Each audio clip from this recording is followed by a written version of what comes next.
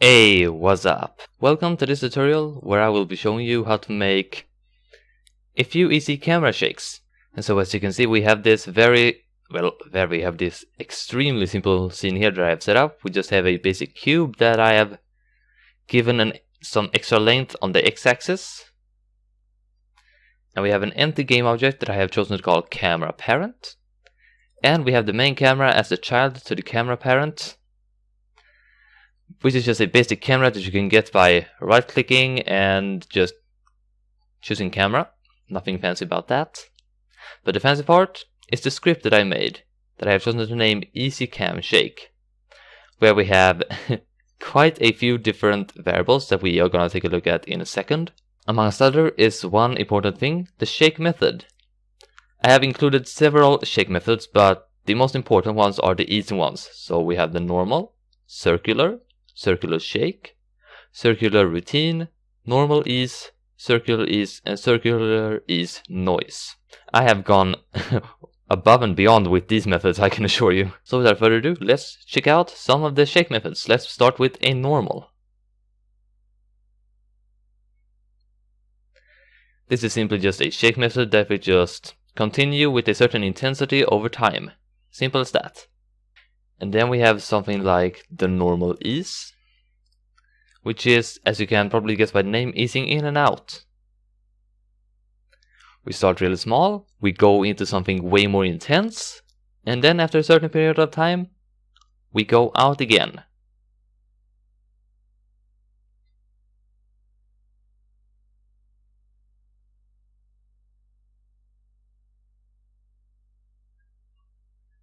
And there we go, fading out, and calm. Simple as that.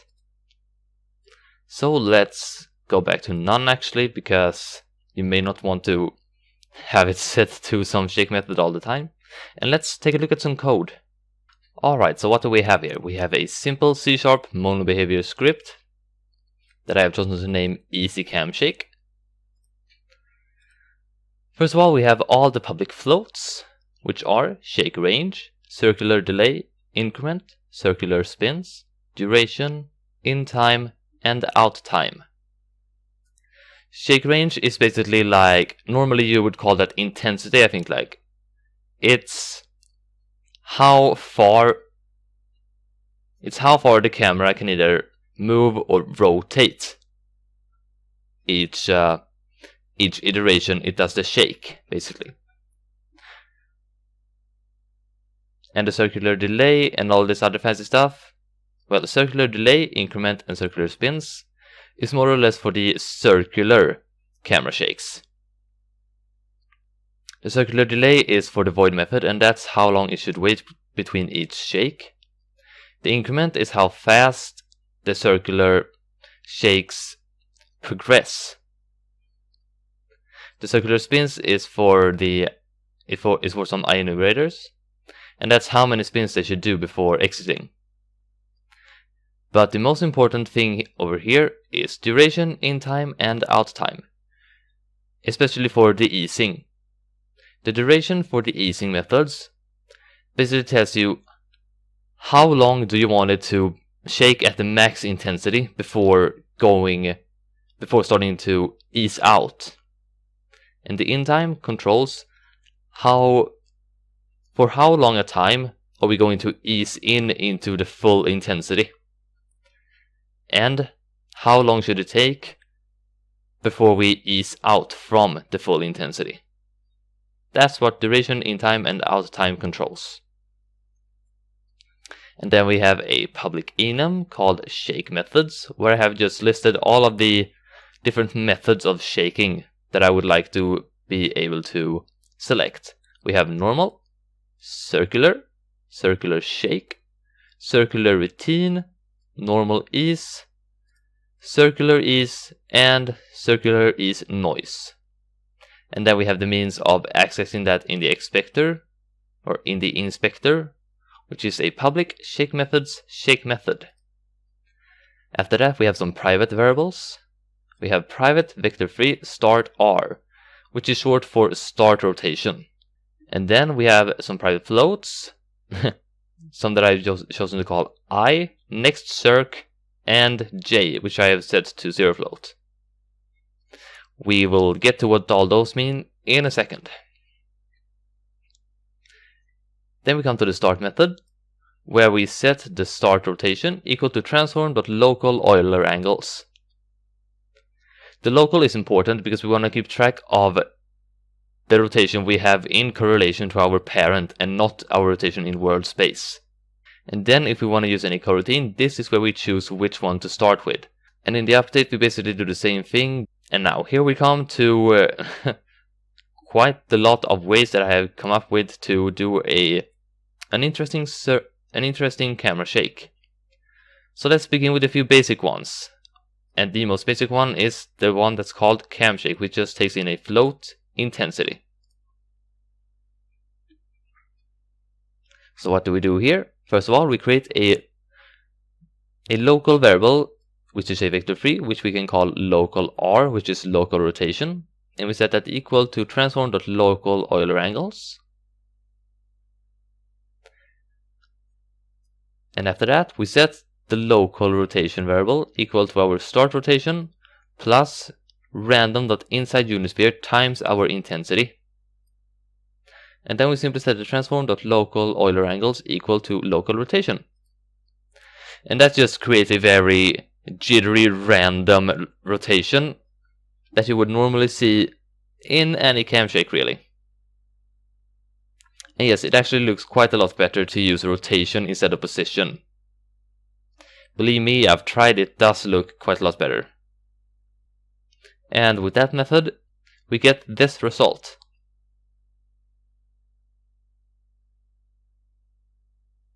You see? Really shaky, really just sporadically all over the place. A good, easy camera shake. But if we want to use a circular shake instead, we have this method where we pass in a float increment. And here is where the variable next circ come in. Because with this method, I've chosen to do so that you can actually delay each shake by a certain second. We check first of all, is the time so that we can actually enter and do all of this calculation. If that's the case, then we go in here and we create a local vector 3 variable called local R, short for local rotation, and we set that equal to our transform.local Euler angles. And then we check, and here is where the I variable comes in. Here we check if I is greater than or equal to 2 times math.pi. And for those of you who haven't studied trigonometry, math.pi gets us 180 degrees. 2 times math.pi gets us full 360 degrees. And so we are basically checking if I is greater than or equal to 360 degrees. If it is, then we reset I back to 0. Because then we have gone a full circle, a full lap for a circular shake. If it isn't greater than or equal to 360 degrees, or we have reset it to 0, then we immediately increment I by our increment variable. And after we've done that, we create a local float variable called Y, because we are going to use that for the Y-axis later. And we set that equal to math.sine of I times our shake range. And the same for the x-axis. We do float x equals math.cosine of I times shake range.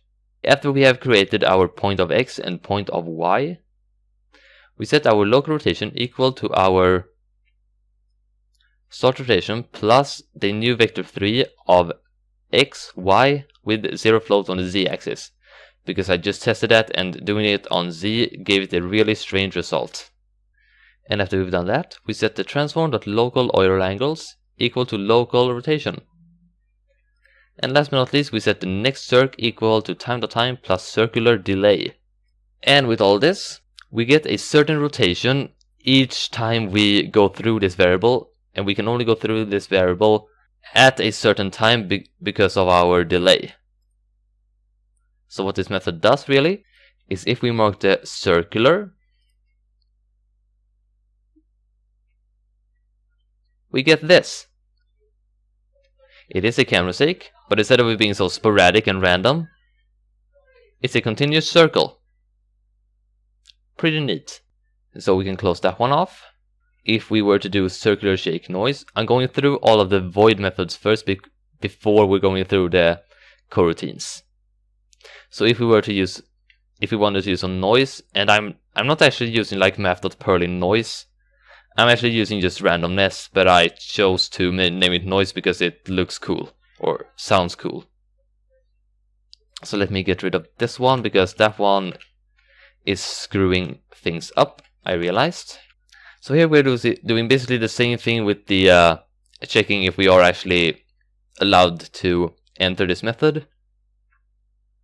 We set the local vector3 variable up and give it our transform.local Euler angles as a reference. Then we check if we are within the range of 0 degrees to 360 degrees. If we are beyond that, then we set I to 0. And after that, we increment I. And so here is where the randomness happens. We declare the public float y and set it to math.sign of I times random.range between shake range divided by 4 and the full shake range. The reason why we're doing shake range divided by some value instead of negative shake range is because we don't want to move or rotate to a negative value. It just creates a weird, it just looks really weird when you do it in practice, really. So that's why instead of using a negative value, we just use a very decreased value of shake range, which is why I've chosen to divide shake range by 4. And we do the same thing for the x value, and then we plug those into local r, which we set equal to start r plus new vector 3 of x on the x-axis, y on the y-axis, with 0 float on the z-axis. And we set our transform.local Euler angles equal to the local rotation that we have. And with all this done, if we take a look at our circular shake, instead of getting this nice circular, what should we call it, floating mode, I guess, or well, just nice circular rotation, we get a jittery circular rotation. You can see that it's jittery, but if you pay real close attention, you can actually see that we are moving in a circular way.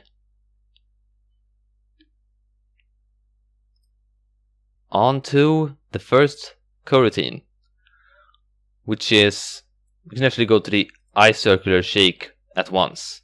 And let me just remove this.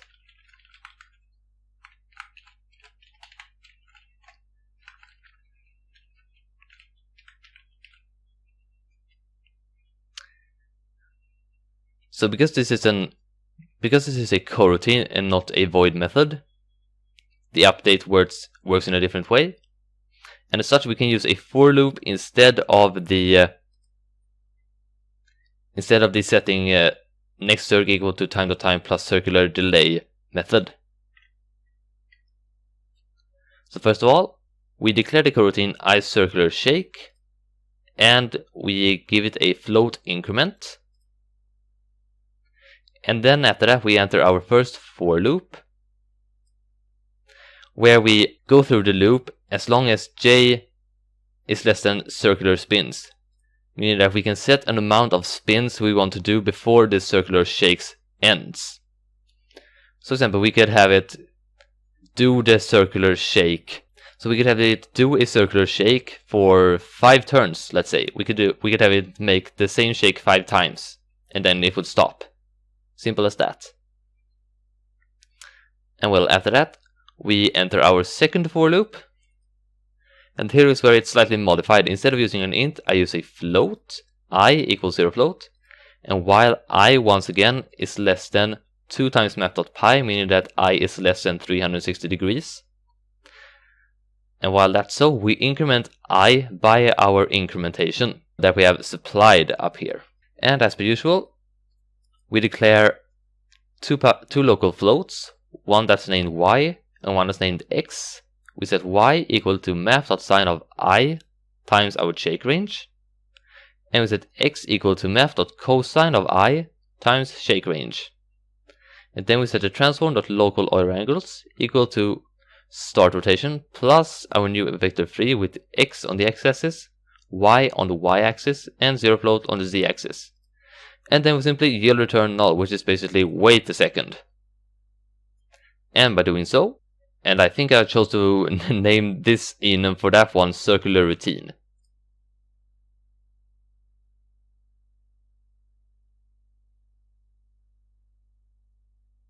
And you see that it only did it 3 times, because I have set circular spins here to 3.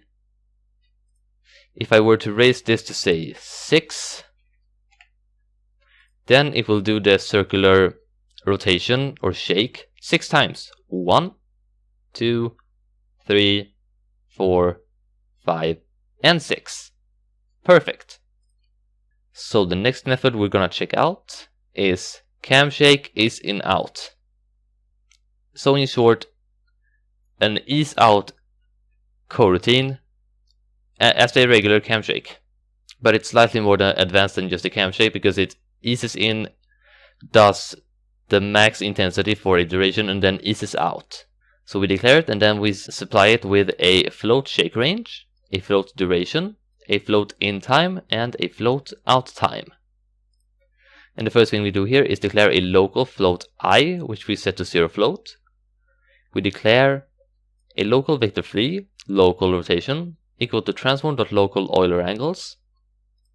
Then we enter our first while loop, which says as long as I is less than in time, then we do all of this. And for each iteration, we increase I by time.delta time divided by in time. So what I did was set the local rotation, or local R, equal to the start rotation plus random.inside unit sphere. And I multiplied that by the shake range. And I multiplied that by I divided by in time, which I divided by in time gives us a percentage.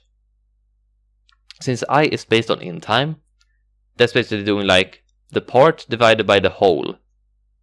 If in time were to be 1 second and I were to be 0.2, that would be 20% of the way from, or 20% on the way towards the full in time, which will multiply the shake range by 0.2, which would be, well, smaller than the full intensity.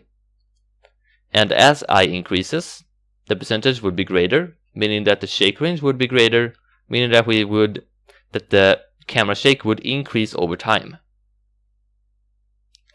And after that, we set the transform.local Euler angles equal to local rotation each time, and we yield return null. And when we have gone through this over the in time, this will become false since I will be greater than in time. And by that time, we have gone through the easing in part. And so we reset I to 0 float. And then we do another while loop where we say while I is less than duration, then do all of this. So once again, we increase I by time.delta time divided by duration. And then we set the local R equal to start rotation plus random.inside unit sphere times the shake range. We don't need to do any fancy math tricks here, because while we are doing the duration, we want the shake range or the intensity to be at full intensity, so we can keep it constant during this entire duration. And then after that, we set the transform.local Euler angles equal to local rotation, and then we yield return null, aka we wait a second. And then when I is finally greater than or equal to duration, we set I equal to out time. Yeah, I know, setting it to out time instead of 0. Weird, right? Yeah, and then we enter our last while loop, which is saying that yi is greater than 0 float. Do all of this. And so we decrease I by time.delta time divided by the out time.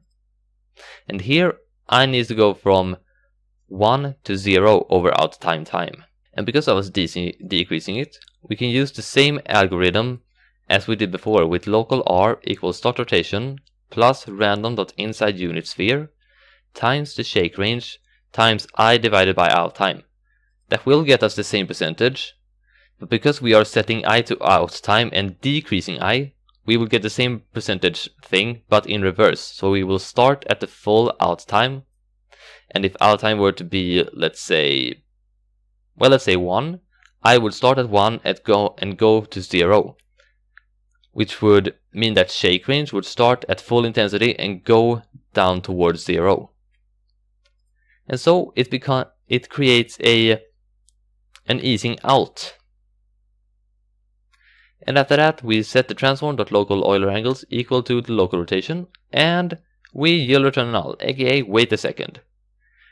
And when all of this is done and I is less than or equal to 0 float, or we exit the last while loop, and by that time the cam shake is in out is complete. That's a lot to take in, I know. It took a little time to get this to function correctly. But if we take a look at it, and if we take a look at it by doing normal ease, or by selecting normal ease in the shake method, we get this. It starts kind of slow, but quickly increases in intensity. Then it enters the duration part, which will go on for 4 seconds, as I have set right here. And then after that duration, it will start to decrease and slowly return to 0, being stable again. Alright, that was for the basic cam shake ease in out. Now let's take a look at the circular shake ease in out, which is basically all the same thing, except that here we do the calculations necessary for a circle instead of just getting random points. So we're basically doing the same calculations as with the circular shake here. But while we're doing it, we're doing as we did before, and we're getting the percentage and multiplying that by the shake range. Apart from that, it is basically the same thing as cam shake ease in out. So let's try this out and select the circular ease. And we should see that we're getting a slow circular movement, which is increasing in speed and intensity over time. And then we enter a duration. And after that duration, it slowly decreases in both intensity and move speed, and returns to a standpoint. Like such. And last but not least, we have the circular shake noise ease in out, which is once again basically the same. The only thing is that we include some randomness in the equation. And the randomness here is like we did before with the circular shake noise. Exactly the same thing.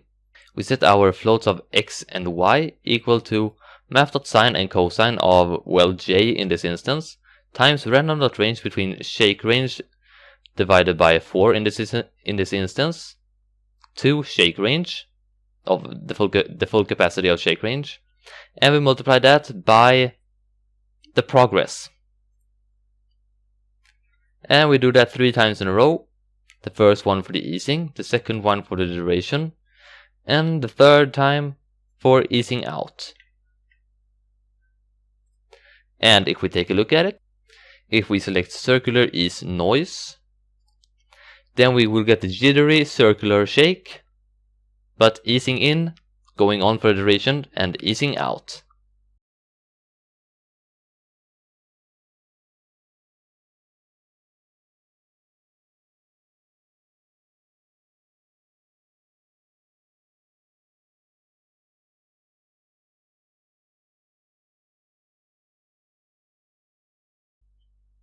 And there we go. That are some basic cam shakes and some little more advanced but still very cool camera shakes. And so with all that said, I hope you enjoyed this video. If you did, then be sure to let me know by smashing that like and sub button, leaving an awesome comment, and follow me on social media. Now have a good one, and I'll see you later.